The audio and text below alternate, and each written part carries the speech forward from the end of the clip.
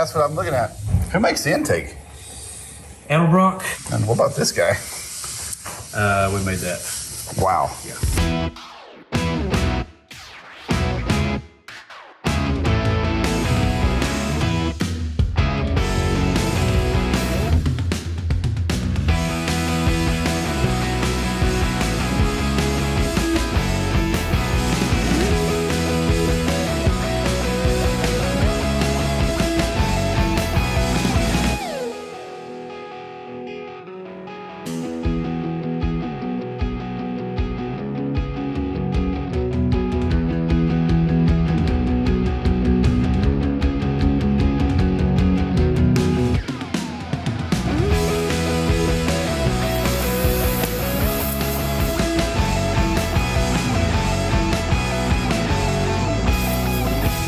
Welcome back to Finnegan's Garage. Thank you for hanging out. Thank you for joining us. More importantly, thank you for the support you guys have shown at fsmgarage.com.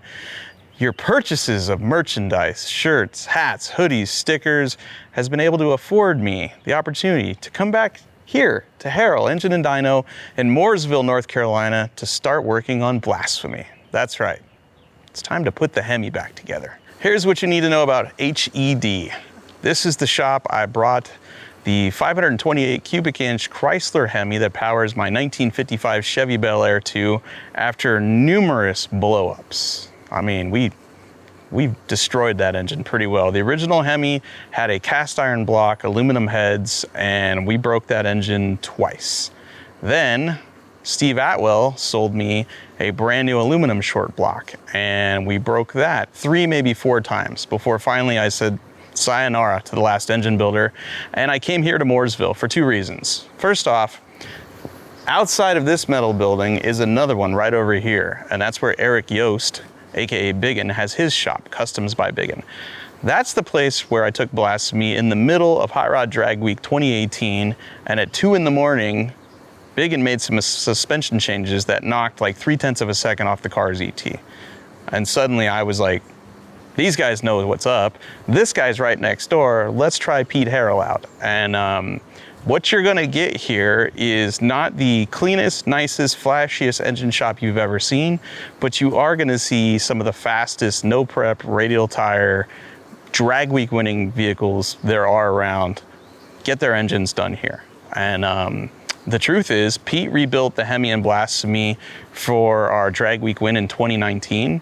And it lasted all the way through a good part of 2020 before we bolted the shifter on backwards and money shifted it 3 times in a row at a drag strip before we realized what we had done wrong. And by then it was too late. It broke a rod in half.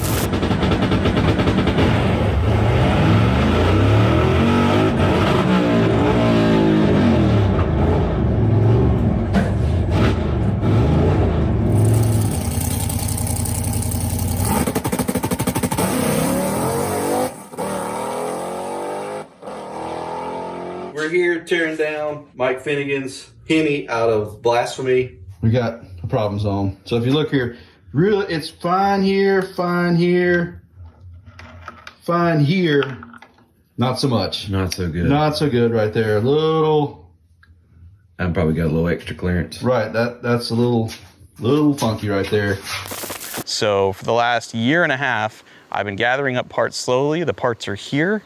And we're gonna go inside, hang out with Pete, and look at the broken stuff, look at the new stuff, and make a plan to put it together so that we can come back to Drag Week 2022 and compete in the A-Gas class. Because that class has grown a little bit. There's some new players coming out, there's faster cars. It should be pretty good this year. I'm excited about it. So let's go inside, we'll see Pete, and look at all my old broken junk. So you can see here, it had a little bit of leak between those cylinders. On there, I think the other side as well. That's what caused it. I firmly believe that it was leaking and it caused, and it was unbalanced at this point, and it rattled and came loose. It wasn't, the 10,000 RPM misshift 3 times. It was leaking right there. It wasn't the backward shifter at all. It was the pressure differential between 1 and 3. Yeah, I get it. Oh, hell. It was that corner that messed up. Yeah, the rod came out of the other side. Well, still, though, it put a strain. These 2 cylinders put a strain on that guy. Yeah, that's It wasn't us. This one might have been leaking a little bit here too. Oh, definitely. Yeah, definitely. That might be chicken or egg though. That might have happened, after. The good news here though is, although we're not going to race with this block again, the rod broke and dented the pan down here. It didn't go out the side of the block, which is nice. This will be our backup for a street car of some sorts. I wouldn't race with this one anymore, but it'd be a good backup motor. Yeah, I wouldn't put a supercharger on this again. Oh, look. You can see where the rod dented the inside of the skirt. Right there. Right where? Right there. Yep. Right there. When we pulled this motor apart in Havasu, when it had all those problems, Yeah. there was something that we noticed that I don't know who did it or who forgot, but you know what it was missing? The valley studs. Do you remember that? There was no these studs were not in it. Remember we had to go find those? Remember Havasu, I think, was when the heads were warped, and the heads were warped because they were lifting, and they were lifting because there were no head studs in this. Yeah. There were head bolts in it. They were crooked. And they were pulling the threads out of the block. And these were missing. It didn't have any of these. Yeah. Yeah, she had issues. Pete, tell me about this block. Tell me everything you think is wrong with this block. Well, it was probably, I don't know much about these, but it's probably decent to start with. But the main problem that we had with it is that these head stud holes in the deck had been repaired. You can see the helicoils here, there, and everywhere. Yep. And when they repaired them, they pretty much just repaired them by hand. So they were kind of... Crooked hand? Yeah, they were kind of just willy-nilly in there. And because of that, when it came here the first time, we were kind of mystified because the thing had head bolts instead of head studs, which is odd for a blower motor. Yeah. Right? But anyhow, after we kind of... When we went to torque plate hone it, we realized that our torque plate wouldn't fit easily with studs because it was pointed this way and that way. So anyhow, they used bolts to they could put the head on and then just kind of screw the thing in there, and it would Rip the threads out of the It block. would rip the threads out, but at least it would go out the door, I guess. Yeah. So if you guys watched Roadkill hardcore back in the day, you know that the original Hemi for Blasphemy was a cast iron block, aluminum heads, 528 cubic inches. Really never should have had a supercharger on it, but we put one on anyway for a Roadkill episode, and it split a cylinder wall in number 7, and it was leaking coolant and it hydraulic. So rather than sleeve it, I was fortunate enough to find this all aluminum short block from Steve Atwell. He sold it to me. And then we stuck the same Mopar heads on this, went to Drag Week 2018, and they dropped a valve. I didn't think it through. Those heads were like 13 years old. I don't know how much time they had them, but broke a valve in the burnout in Illinois, I think at Gateway, and that was the end of that. It got rebuilt 3 or 4 times. And we just kept having problems over and over and over again. And then finally we came to Pete because I got tired of rebuilding this thing. And the first thing Pete noticed was, why aren't there head studs in this thing? And there were at one point. Well, there's not head studs in it because they got helicoiled in a bunch of places crooked. And if you stuck head studs in it, it would look like a porcupine, and you couldn't put the cylinder head on it with head studs. So Pete fixed all of that, put the motor back together. We went to Drag Week and went quicker than we ever have gone before. I think we made more power than we've ever made. I fixed what I could fix. Yeah, I mean, you fixed a lot. Right. You know, you fixed it enough where it went 852 at 161 miles an hour. Like it was a rocket at Drag Week. And we won some match races in 2019. 2020 rolls around. We go to Rocky Mountain Race Week 2.0, and we decide to put an H pattern shifter in the car, which I hadn't been running.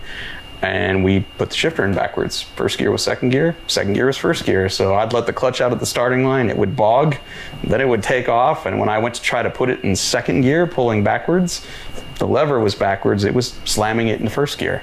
And 3 passes in a row, this motor saw 10,000 RPM. And we finally figured it out, flipped the shifter around, and it ran great. until I got to the top end of the track, clicked it in fourth, and the whole car started shaking. And that's when I knew, all right, this is bad. So I get on the return road, slow down. The only indication that anything was wrong was that it was idling at like 3,500 RPM. And it wasn't making any noise. But I shut it off, pushed it to the pits, and that's when we found the dent in the oil pan. And then it came to Pete, and that's when Pete found this. And this should be a uniform piece here. And it should go inside of this, you know, smoothly. It should look wildly different than it looks now. And that's the result of 3 10,000 RPM hits with this thing. And we're thinking one of the rod bolts failed. Is that what we think happened initially, or? Probably. I mean, it's kind of hard to tell after it went through that much damage, but yeah, either ways, it didn't like the 10,000. Yeah. But ironically, like, it didn't really waste the block. I think you even said the crank's repairable. Yeah, crank's fixable probably. It needs new slugs, and we're gonna put a new crank in it just to be on the safe side. We're replacing the block because this block's been through a lot, and the block can be fixed, but it's not if you call Bill Mitchell, he'll tell you, like, what we're trying to do in this block and the power we're trying to make, this is not that. This is a street block, basically, an cast aluminum street block. The new Keith Black block, that thing they're saying is good to like 2,500, 3,000 horsepower. They said, go ahead, you know, do your worst. And that thing should stay round, it should stay flat, it should work perfect, so. Okay, so the main differences I would say between these two blocks are, this one has 1/2-inch studs that grab from farther down in the cylinder, which is always good. So its ability to hold a head gasket is vastly improved. I think the lifter bores and stuff are moved a little bit, and that probably improves the pushrod angle and such. We got a 60 millimeter roller cam bearing cam tunnel, which is vastly better than I think this one's probably the factory dimensions. So that helps out our valve train immensely. The cam's much bigger and stiffer, and just way better in general. If I just go to the bore, not the bearing itself, because there's no bearing in the other one.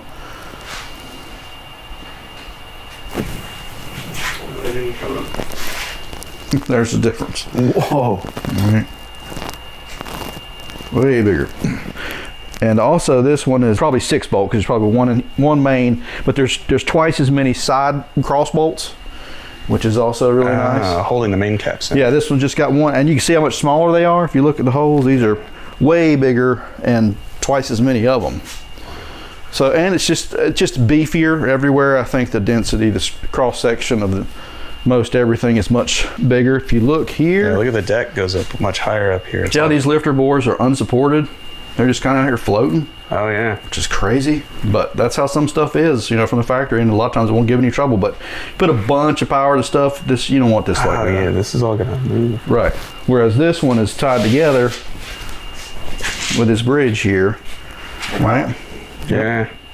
Dude, all this is tied together. Yeah. Yeah, this Much bigger, these, you know, this is a bulwarks, stronger you looking call 'em. block. yeah. Just more gooder. More I guess you'd gooder. say. And it's a water block, so although it'll take a bunch of power, this is something you can put on the street. You know, this was also a water block as well, but everything about this is thicker and stronger. If you want one of these, I believe the distributor for these is for Hemis only, Tim Banning in Canada. You can go to the Keith Black website and sign up. I believe they're still filling orders. Like, for a long time, it was hard to get a Keith Black block, and now I'm pretty sure they're all caught up. So if you need one, you can actually get one, which is nice, because it's hard to get these and these historically, but these days, I think now's the time to be a Hemi guy. You know, if you want to struggle and do everything the hard way. All right, so here's the new rotating assembly. We have steel Carrillo rods. We have forged CP pistons. Are they forged or billet? They're forged. They're forged, okay, because you can get either from CP. They have shelf pistons, they have custom pistons. I've run these in almost every drag motor I've ever put together or had put together. It's a really, really good product. And these are a great rod that won't work with that piston right now. Tell them why, Pete. Yeah, well, the problem is there's been some kind of miscalculation here. And the small end of this rod, the wrist pin end, is 990, which is great if you have a big block Chevrolet wrist pin. In our case, we got a Hemi wrist pin. So the two are incompatible. The Hemi pin is not a 40 or 50 thousandths bigger than this one, and therefore that's not going to work. Right. You can't just bore it out. It actually would need to be bored out and another bushing put in there. And then you'd have honed to again. You'd have to bore it so big that it would get kind of skinny, so that we wouldn't want to do that. Right. And then usually we're under kind of a time crunch, and it's like 8 weeks to get another set of steel Carrillo rods. So we're gonna look elsewhere. We might have to go aluminum, I guess, at this point. Yeah, I'm gonna see if I can get some, pull some strings and get some billet aluminum R&Rs on the way, hopefully, and that'll get us through our deadline and solve the problem. We'll see. Hopefully that's how it's going to work out. The question I have is, because I've, as usual, let Pete just go ahead, do whatever you want, is this engine had a really small cam in it. It was a 4/150 stroke, which is a stock Hemi stroke. What is it going to be now? Did you put any more stroke in it? No, I think that's all the same. Okay. You know, and the cam's probably going to be a little bigger than it was before. Okay. But I'm not one of these, you know, you're driving this thing. So yeah. The biggest thing in my rule is any kind of thing that's like a drag week oriented deal is job one is you got to make the trip. Yep. You know, if you're beating up your valve train and spitting valve springs out and dropping valves, you're not going to make day 5. And if you don't make day 5, then you may as well not make day 1. Yeah. See how logical that is?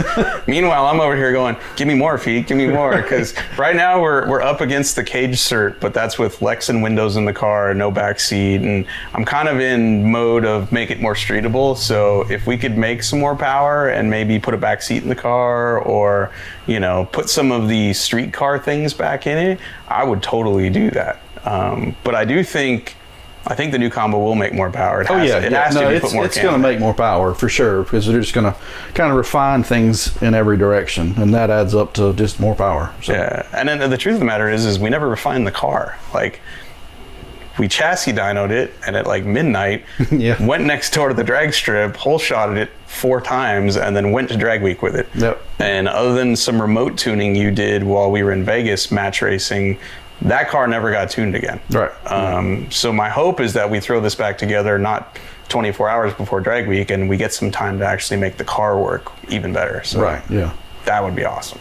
Well, you're saying too that, you know, more air would make a huge difference. So yeah, with the blower motor, the size of the intake or throttle body in front of the blower is super critical, and your throttle body situation from in the past was effective, but it was more oriented towards drivability and such. Yeah. And we're going to try to do some stuff where we still have the drivability, but improve the airflow. And a lot of times with the blower motor, you can refine camshafts and pistons and whatnot all day long, but that'll just sucking through a little straw. It just makes easy power if you fix that problem. Yeah. So we have a 4-port Hillborn throttle body on top of it, which looks awesome, and it's fairly correct for the time period the car, you know, needs to look like to fit in the A-gas class. But they made them in several sizes. I have the smallest size, I think. And unfortunately, Hillborn doesn't make those things anymore. So I need to either get my hands on a used one or some new old stock, or there's another gas class racer out there, Phil Rohr, who's built his own. And it looks amazing. Haven't seen it run in person. I think he's still working on it in his car, and maybe that's an option, because that thing's trick. Like, it's got changeable venturis, kind of like one of those King Demon carbs that you could change the sizes, because that's the big hiccup here, right? If we stick a giant throttle body on it, it'll make more power, but then it might not idle, you know, and driving around drag week might be an issue with it. But with Phil's setup, maybe that isn't an issue at all. But I would like to stick a bigger throttle body on it. Yeah, that would be cool. That's the name of the game in the blower world. The turbo stuff, it doesn't really matter that much because you're just jamming it. You're blowing through it, so it doesn't really matter. But on the intake side of a blower, it's super critical, and that's why, like, nowadays you see a lot more OE cars come with big blowers on them, like the Hellcats and whatnot, and the factories have to figure out all these ways to get big throttle bodies on there and still have drivability, and that's where these ovular throttle bodies and stuff come from. Little tricks. Big gains. It's the equivalent of, like, you know, sucking through a straw and somebody squeezes it down. You know, it makes it hard to ingest air when you squeeze that down. So if you can open that up, you know, more horsepowers, all the torques. That's right. So if the folks at home want to see more of Pete's genius, you know, expert up arrow manipulation, where can they go? Real good at doing stuff on YouTube. Tell us what's on there. A little bit of everything. It's a lot of tech-oriented stuff, and we're trying to do different things. Sometimes it's maybe an engine build that we're working on. Sometimes it's tuning, you know, no prep car, or radial car, or dyno tuning. Could be a little bit of everything. It's kind of multifaceted, hopefully. You can see the world famous beer money.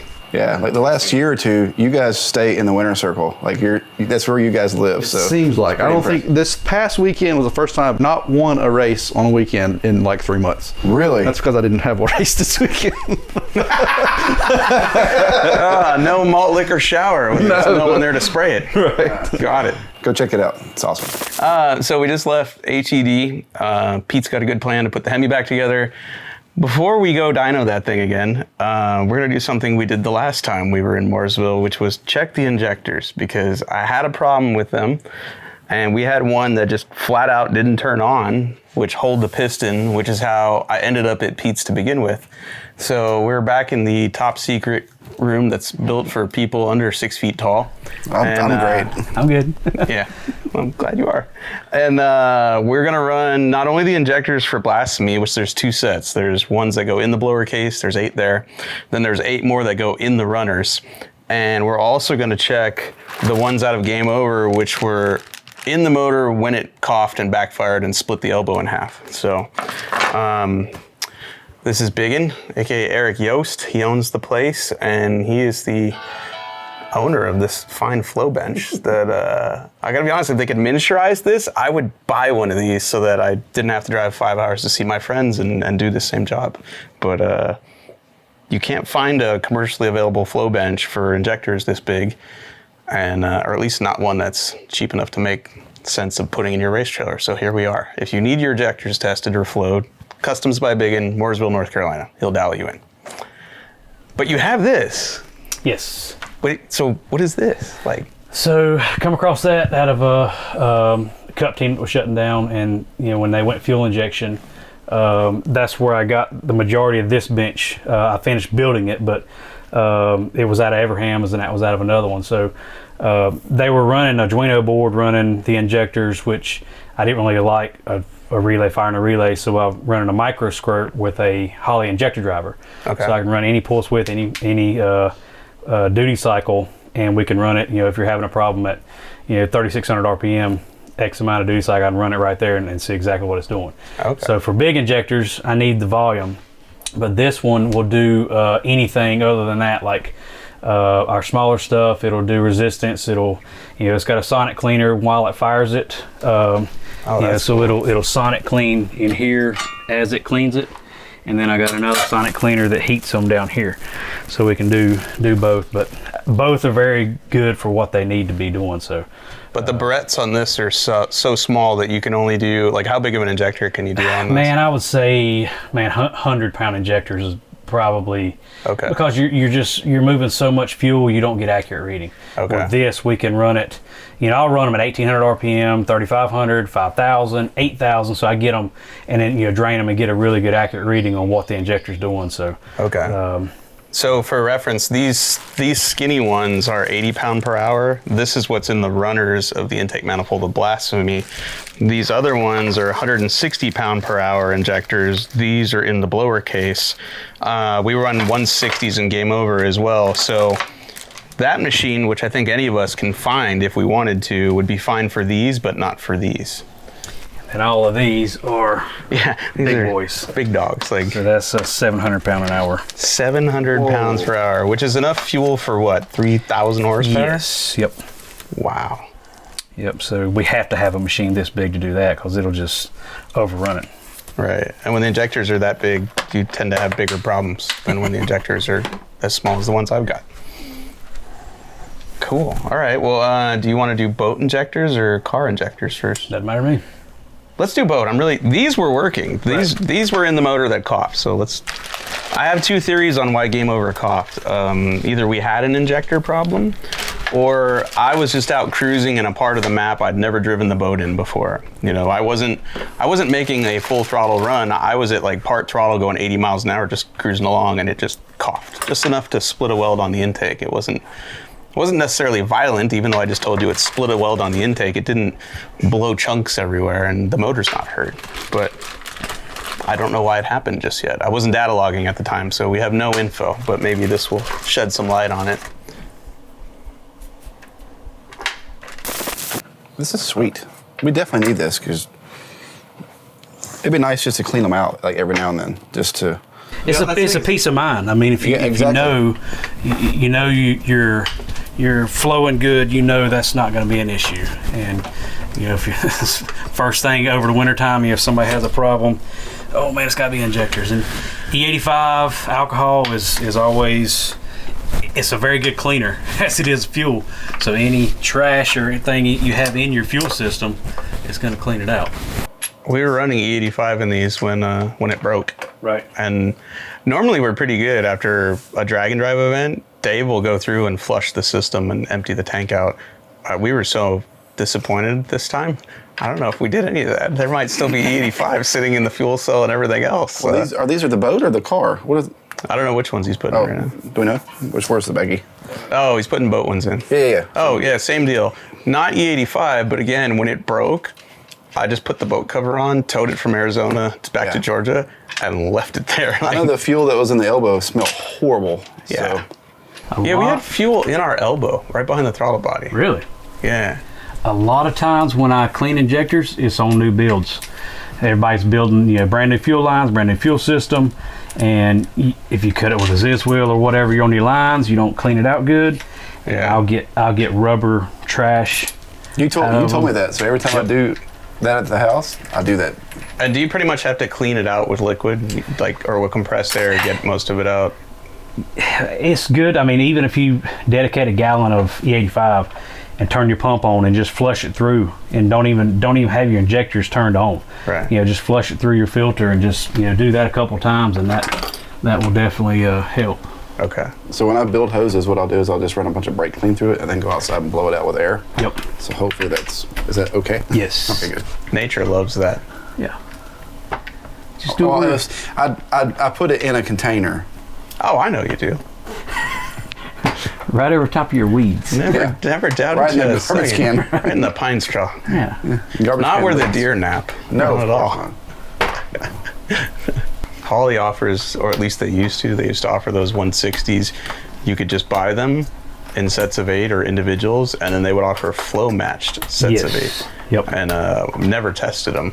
And I don't even know if that's a flow match set or not, but We're about to find out. Oh, yeah.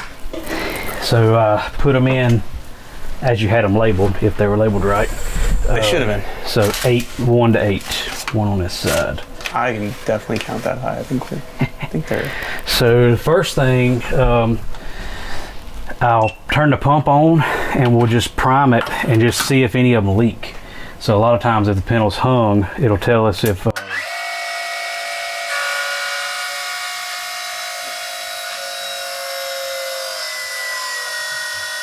there's 80 pounds of pressure and no leaks. All right, that's good news.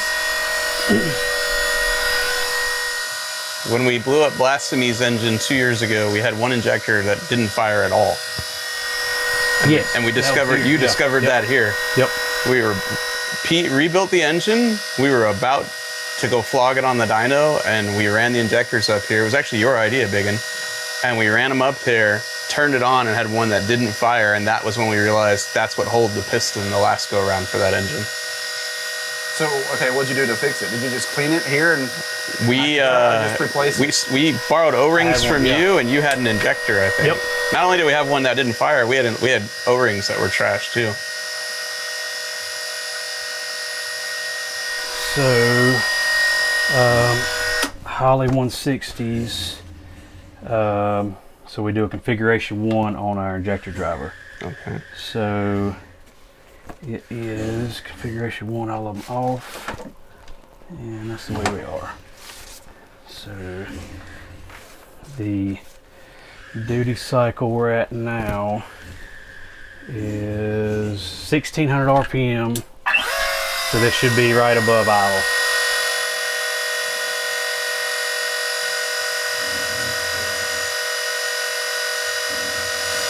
Now, what are you putting through the injectors right now? This is it's a cleaner, but it's the same specific gravity as fuel. So it's a good, accurate reading. Oh, they're all firing.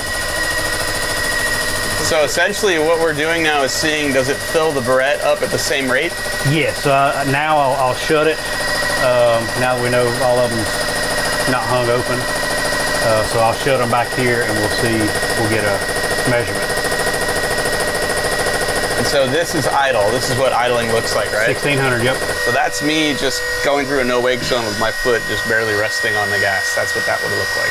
Yeah, I mean, we can go to 1200 RPM or whatever. I want to go to 8,000. We will. I think the most RPM we've ever turned with that Hemi is 7 right now. It pulls a 4 AM impeller, 7,000 RPM. Yeah, you need to ride in it one day. You need to drive it one day.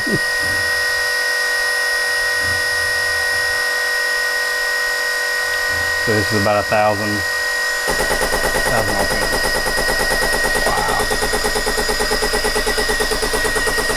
So it looks like 3 streams coming out? Yep, yep. Are there 3 holes? Pretty much. Okay. Yeah. So you can see them on. There we go, they're filling. That looks pretty even. Yep. So let's go. Man, they're all good, right? Those are like dead even. At idle, it's working. Yeah. If it works at idle, does it usually work at every other RPM? No. Okay. Nope. So I was at about maybe 5,000 when it coughed. Now here's about 3,500. Okay. Wow, look how much faster that fills. That's a lot of fuel. A lot of fuel. So 160 pounds per hour, is that based on what, like fuel pressure? Well, fuel pressure has something to do with it, but basically the amount of fuel is flowing per hour. I mean, you can, yeah, I mean, that's... But the higher the pressure, the smaller the flow, right? The higher the pressure, more flow. More flow. So you can, like, these are flowed like at a 90-pound base versus 60 pounds base or vice versa. Okay. So I think like all your OEM stuff's like 38, 43. Okay. You know, we basically go to 50 to 60 when we kind of build them. So Game Over is right around 60 PSI of fuel pressure, right? Yeah. Yep.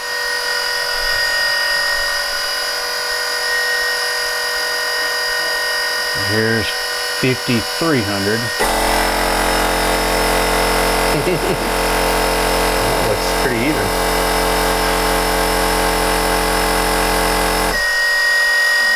Yeah. So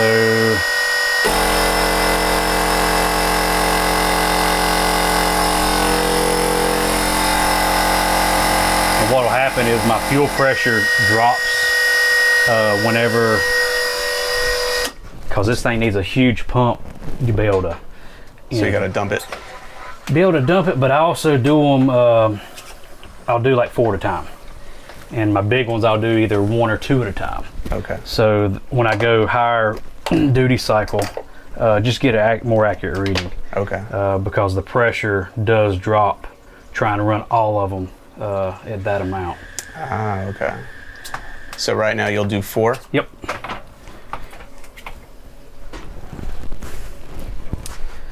So let's do like 6,500. All right. Wow. Oh, it's fairly even also.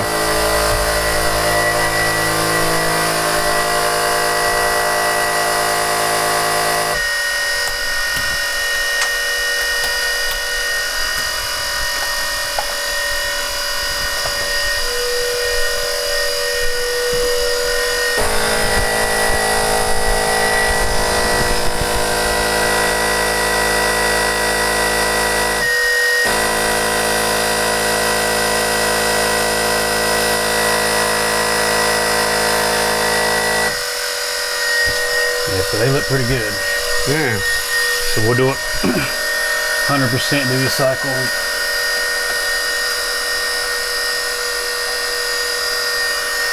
Glub, glub, glub, glub, glub.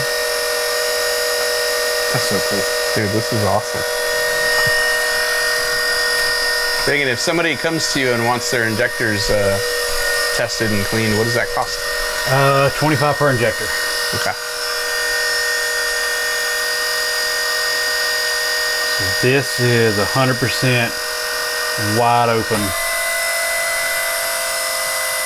So that's open. Is that, what RPM would that be? Roughly at this, the way I got it set up, 8,000 RPM is 100% duty cycle. Wow. So this is 8,000 RPM. Yep. It got quiet. So that's no pulse, right? That's No just pulse. full blown, wide open. Yep. Oh, okay. So basically, you're just sending all the fuel pressure through the. Correct. The injector is just open. Yep. Basically. And some places will flow them that way, and I don't, just wide open. I don't think that's a good way of doing it.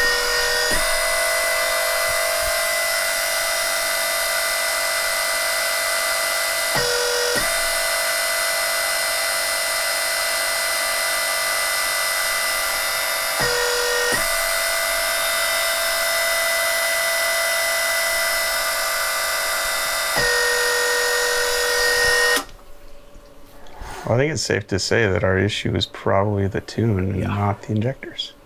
Yep, I would say those are good. All right. Good to go. Back in the boat they go. We've welded the elbow. Now we're going to put one of those Nitrous Express spring-loaded burst panels on there. Yep. And sounds like we can go boating again. Sweet. Yeah, those are good.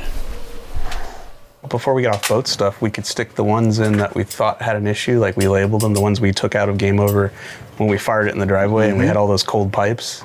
Like we had pipes that it was idling at like 150 degrees. And some of the other pipes were at 350, 400.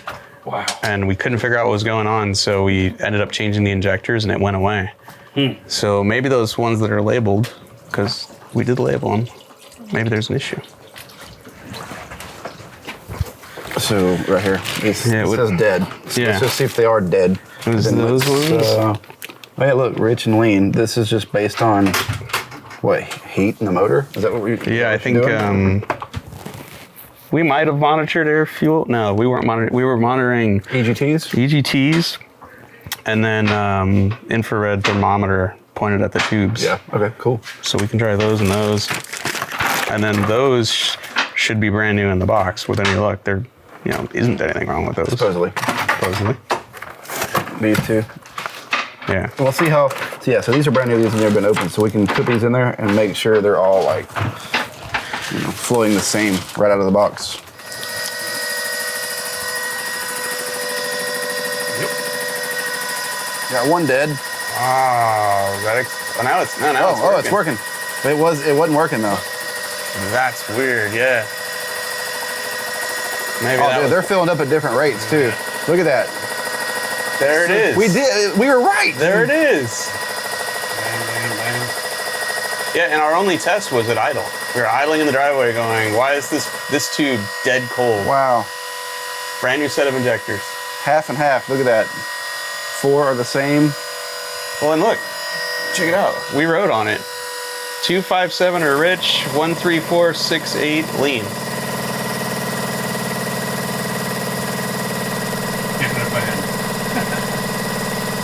Wow, that one barely even works. Yeah, like I said, it didn't work before. When he first started, there was nothing coming out of it. Okay, so in this situation, if you do this a few more times, will they clean up and start getting even, or? Yeah, so I'll sonic clean them, turn them upside down. I got a basket here that goes upside down, heats them, and I'll sonic clean them. I'll sonic clean them that deal, and get them cleaned back out to where they should be even. See, It's pretty rough. and here's the thing is, I think this is the first set of injectors in the boat, right? It's entirely possible that we fired it up and got the injectors dirty. Absolutely. Because we just built all the fuel Absolutely. lines. There you go. Yep. And maybe if Bigun cleans them, they'll be fine. But it misfired. It sounded horrible at idle. We were sitting there playing with the air fuel, trying to get it to idle. Like it didn't even want to run well.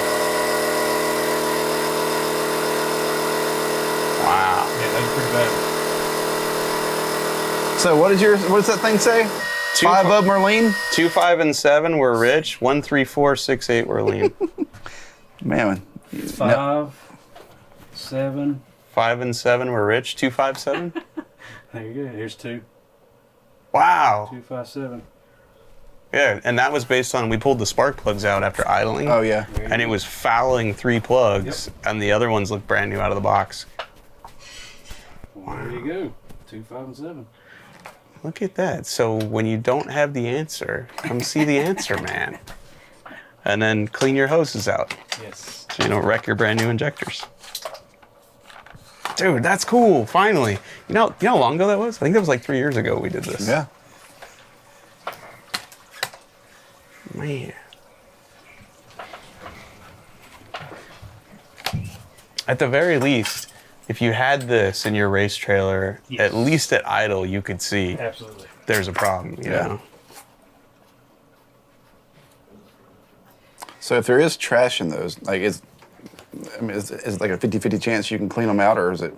I would say, I mean, I've been 90% Oh, wow. Okay. on getting them cleaned back out. There's only been a couple. I think somebody run some Loctite through some Bosch 210s one time because they were all 8 of them. They didn't. I was like, man, something wired up right. And then one of them started, and I got like 6 of them done. But I mean, they were horrible. Wow. Horrible.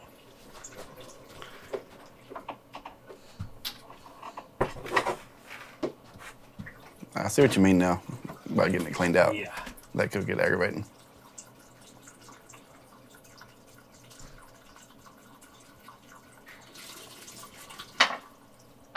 How long does it take to get the ultrasonic cleaner hot, or is it always on?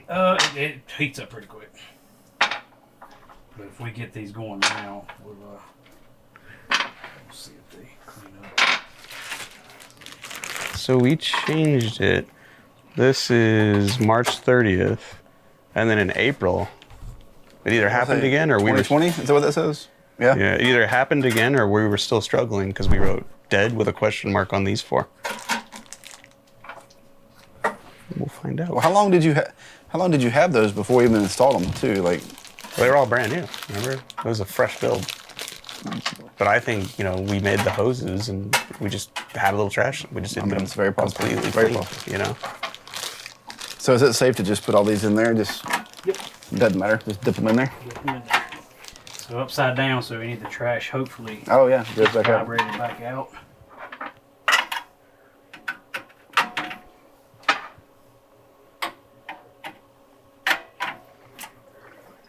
So that stuff doesn't hurt the O-rings or anything. Nope.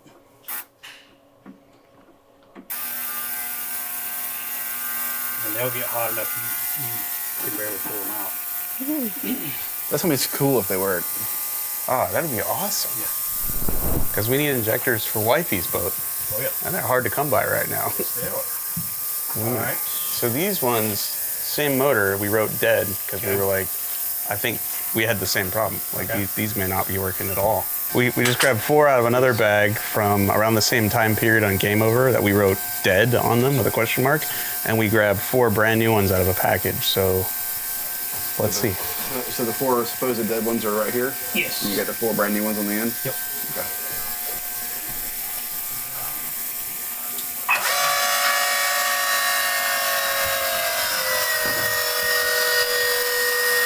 Have you ever had any just explode and go everywhere in here? Yes. Leaking O-rings or the bodies leak. That's not good. You can definitely see how a fire can happen very quickly. Yeah. Oh, yeah. 3 of the new ones don't work. Whoa. 2 of them.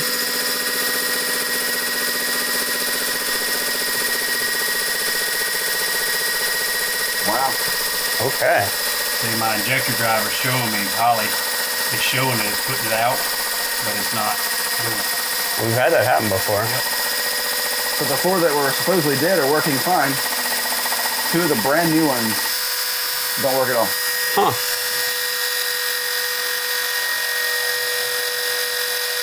The levels are different though. Look at that number of 4 is lower. And these are even lower than most ones. Oh, all of a sudden they turned on. Barely. Wow. Junk. Wow. Come on, 5 and 6, you're losing. Get right in the clown's mouth.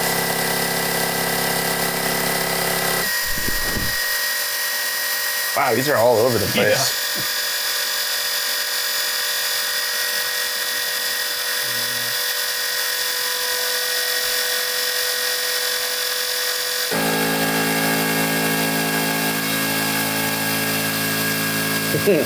My goodness. Let's start them over and just see if You clean them out. There you go. 4 brand new ones out of the pack. 2 of them were dead to start with, and now they're Yeah. just all over the place. And the 4 that we wrote dead with a question mark seem to be all right. Or they were at least wildly different than the ones they were with, you know? Oh yeah, we don't know the other 4. We don't know. Yeah, we don't know what other 4 they were with. Right. But we wrote dead because the holes seemed dead when they were idling in the driveway, I think.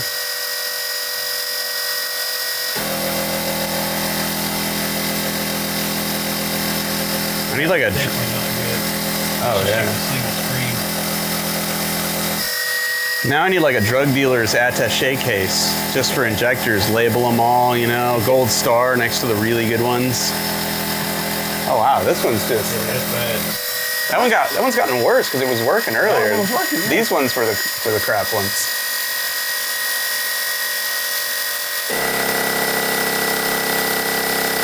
Come on, little buddy.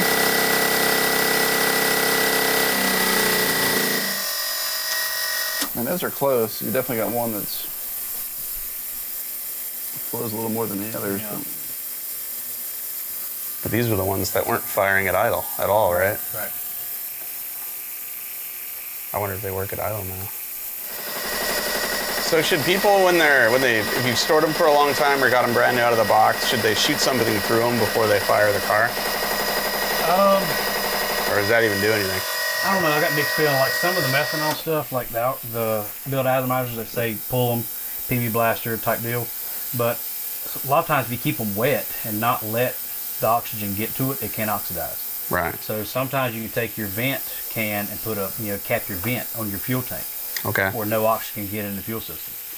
So if it stays wet, I don't know. I think if you can keep it kind of that way, you can't let it get old or oxidize, on any of the E85 or race gas or any of it really. Right. Just think if you're building something brand new, you shove those injectors in there, and your car just run like crap. And you're tuning for it. You're like, Yeah. Yep. and so now let's talk about the tuning part. Like you've got a dead hole over here, and because it's dead, it's misfiring, and the O2 sensor is then telling you it's lean from the misfire, or is it telling you it's rich? I always get confused on that. So it's depends which bank it is. If you're O2 with a turbo deal, or if you got a single deal, whatever. If it's misfiring, if it doesn't have fuel versus no spark, there's different misfire on that also. Right. So if the spark's not there, then it's raw fuel going across it. So like in this situation, let's just say there's driver's side of the motor, passenger side of it. You're running it in closed loop. Yep. It's lean here. It's misfiring. Yep. Now it's compensating these holes, making these run worse, just to get an O2 reading. Because like in Game Over, we have one O2 in each pipe in the collector. So it's just showing you. The only reason we figured out any of this was infrared thermometer pointed at the pipes, and then the EGT readings were, wildly different when you have something like that. But without that stuff, you just chase your tail. That's what I'm talking about. With a new build, you're pulling your hair out. You would have never thought the brand new injectors would do that. Yeah. You know what I mean? So. And this one, you may just put it in the ultrasonic cleaner, clean it up, and it might be okay. Right. Yep. So the ones that are in there now, those were the ones. Is that the first batch we tested? Or The second, your cold and hot cylinders. okay. Yeah, so the first batch was good. That's over there. Okay, those can go back in Game Over. And this was the ones that said dead, and then 4 out of a brand new package. Yep. Wow. How long do those normally have to clean? And it's getting warm now, so I'd probably like to go 30, 40 minutes at least. And would you throw all these in here or just this one? Might as well do them all, yeah. Now, why do you think that this one's more? The same deal, could have a little dirt in it, a little trash or whatnot, so. God, it's so scary because like we have spares, but you don't even know if the spares flow the same as the ones you took out. Right. Like when we went to Drag Week, we carried a spare set of injectors for the runners and a spare set that went into the blower. You know, you put them in there, but you just don't know. Yeah, I mean, what's a good way to, if you're at the track, what's a good way to, you almost need like something. You need that machine in your trailer. That'll just do one at a time at least. Just something you can throw one injector in there and test it. You can. Yeah. I mean, I know that would suck, but there's some way to know. You said these are in the runners, correct, on Blasphemy? Yeah. These are 80 pound per hour in the runners. The 160s go in the blower case. That's so that the rotors get lubed. You get the majority of the fuel goes through the blower case. And these, you're just basically fine tuning their fuel mixture in each cylinder with smaller injectors in the runner. And has the blower shop done tests on that? Because that's a new thing, and it's not normal to see the injectors on the side of the blower. We were the guinea pigs for it, but we were thrashing so much for Drag Week that we don't know for sure whether it's a benefit of having the injectors in the blower case or not. We did take the original blower off and put the new one on with the injectors in the case. So we went from having 8 injectors above the case to 8 injectors in the side of the case. And I remember it was down a pound of boost and up on power. And I don't have an explanation for that other than, new blower versus old blower, who knows. But it wasn't a bad thing, I don't think, sticking them in the case. And this right here is why I'll never tell you EFI and carburetors which one is better, because there's no answer to that. Like, carburetors are great. If it goes wrong, you can fix it with a hammer and a 5/8 wrench and a screwdriver. But when you're driving down the road and you want to tune it on the fly, this is way better, But when you have one injector that's not pulsing as good as the other ones, this is the only way to know, and it's a $10,000 piece of equipment that none of us are going to have at home in our garage. I'm sure we screwed this up, but at least we know what the problem was now. The other thing we learned was the ones that were in Game Over last summer, when we backfired it, were working just fine. Oh, nice. And so these, it was the tune, not the injectors.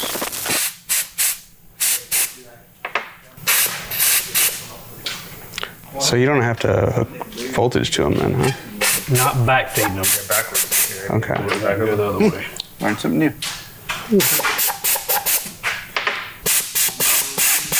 Sometimes it's like just specks everywhere. So yeah, these aren't too bad. Don't look bad from here. There's a dumb question. Say you just hook positive, negative to this guy. Yep. Will it actually trigger it? Yep. So say you clean these first, blow them out like you just did, and then hook. So I guess could you put it on the tube, hook hot and ground to it, measure the flow, and then do that individually? I know it'd take forever. You know what you just did was invent that machine in there that's firing them and sonic cleaning them at the same time. Yep. But at home, you could just, put them in a little measuring cup. And You could. I mean, I've seen people like take a 9-volt battery or something like that. Yeah. Fire. I don't know if it'll fire big ones like that, but it'll fire some small ones. You could buy some berets and hook a fuel system to them and just fire them, off a timer. Yeah. You could make your own flow bench. Just something just to see if they worked, Might have found the issue too. What's that? These are 120s and these are 160s. Go. Oh my goodness. Why do we have 120s? That would do it. They all came out at the same time? Well, no, we don't know. We legit don't know. Just moving injectors around left and right. Huh. Yeah, but we had one that, or is it up there, the one that just flat out wasn't firing? That was up there. This is. Yep. We stuck two This sets is the of 3 that injectors. were rich and the 5 that were lean. Yes. That could be one. So it's got numbers on there, huh? Who knew? Wow. So 120, huh? 120, 120. Yeah. Hey, you didn't have your glasses back then. There you go. I didn't need them back then. Now I need them. Or maybe you did. I don't know. Yeah, you didn't know it. Wow. That's funny. They should make those different colors. I'm just saying, Holley, what are you doing with your life? Oh my God. Oh, so that's one thing you got to get the atomizers. You don't mistake those. You know for what freaking number. You know what number they are. Robin Lawrence was at our house, remember? Oh, really? Yeah. He's tuning on it and tuning on it. Why did we have 120s? When have we ever had 120s for anything? I got to take a lot of fuel out of these cylinders, and I got to add a ton of He had 4 and 4. No All right. freaking way. That explains the rich and lean. That's freaking funny. 5 of them. Maybe we were just. So 1 had a problem, basically. Oh yeah, one was One had a problem. one was dead. So we're not total retards, just mostly. No. We are. It's 99%. Should we put injectors in that pack or something? Probably us. Yeah, it's probably us. That's freaking 120s. Wow. All right. Well, it was a good test. 160 versus the 120. Let's put those back in and see if we make them 120s work like 160s. What do you say? Go Let's log them up. Go back and re-record your video and say, this is a comparison between 160s and Yeah. 120s. Let's just Nah. we'll film a new opening right here and Yeah, just do we were 2 just trying to videos. show None of everybody this the surprises any of you. Yeah, you're literally not surprised. We're just trying to show everybody the differences. This is how you money shift your fuel injectors. All right, well, the next time you see us here, I think we're picking the motor up, Yep. so it won't be long.